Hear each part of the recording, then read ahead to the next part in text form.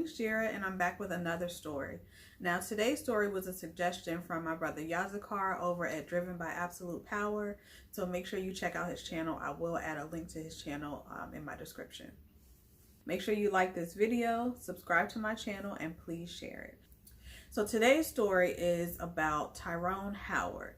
So Tyrone Howard, he's the father of actor Terrance Howard. Many of you know Terrance Howard is the star of the show Empire. He's also been in Hustle and Flow, Crash, Iron Man, a bunch of movies. On December 21st, 1971, Tyrone Howard was 21 years old at the time. He took his family down to Higbees department store in Cleveland, Ohio. He was there with his wife and 3 children. His wife was also pregnant at the time.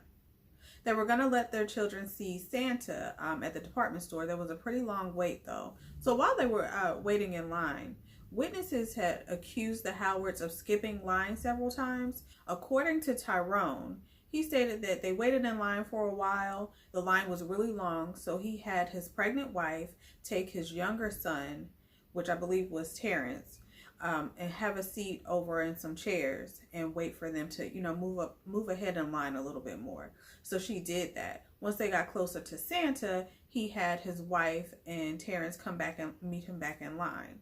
At that point, it seems like the witnesses didn't realize they were all together and started to accuse them of skipping the line. So this starts an argument between Tyrone Howard, who's 21 years old at the time, like I said. Jack Fitzpatrick was 36 years old, and he was also waiting in line with his wife and 2 children. So during the course of the argument, Jack, he actually pinned Tyrone Howard up against the wall. He pinned him up against the wall and kneed him in the groin. And Tyrone started to bleed. He had a prior injury from work to his groin area, so this knee to the groin caused him to start bleeding. At this point, Tyrone takes a sharp object. He begins to stab Jack several times in his thighs and several times in his neck. So Jack collapsed to the floor and Tyrone fled to his mother's house. Jack was taken to the hospital, but unfortunately he died from his injuries at the hospital. A few hours later, Tyrone actually turned himself into police. Tyrone was charged with second-degree murder and he pleaded self-defense. He was convicted of manslaughter and sentenced to 1 to 25 years. He was actually released after a little over 11 months for good behavior. Now, due to his father's incarceration, his family was forced to leave the suburbs where they lived and move into the projects. Tyrone and his wife were divorced shortly after he was released from prison.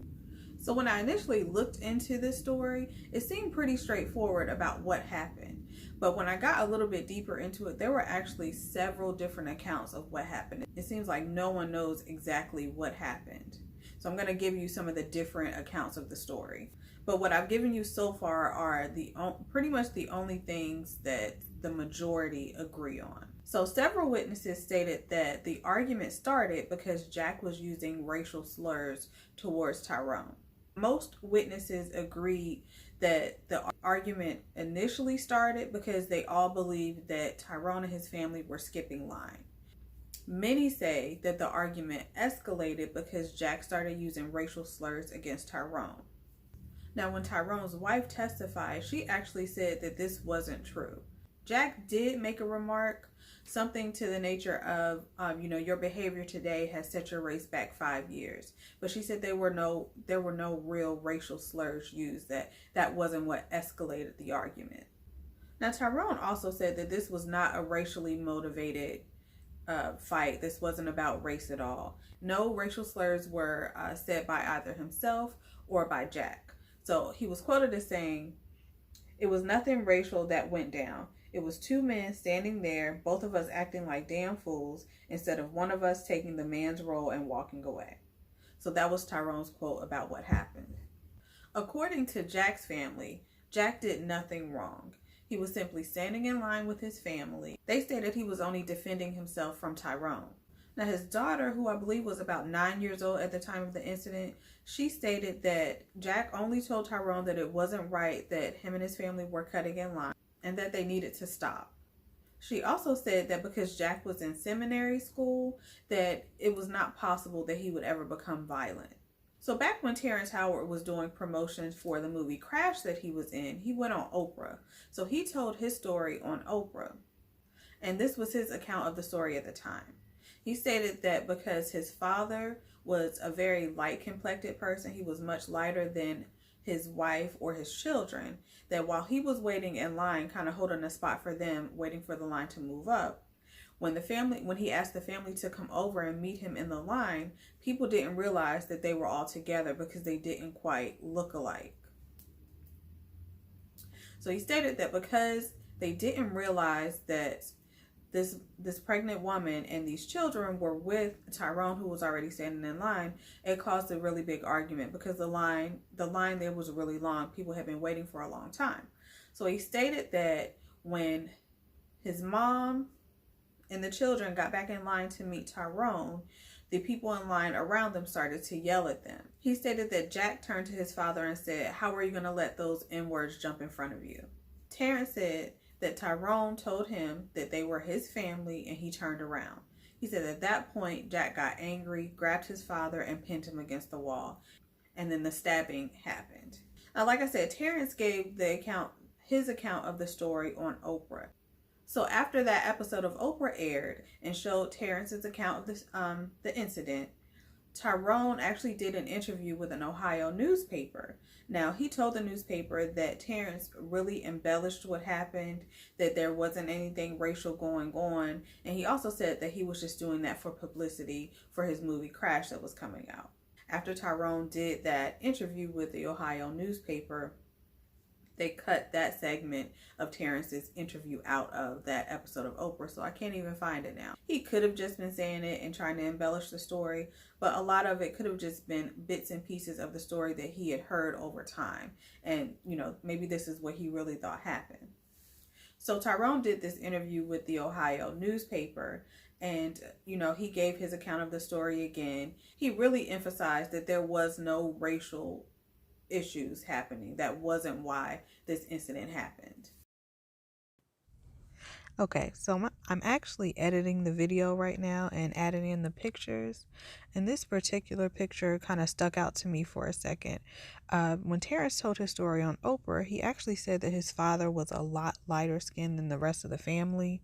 He said so much so that the other people in line actually thought that he was white. He said that he was white looking.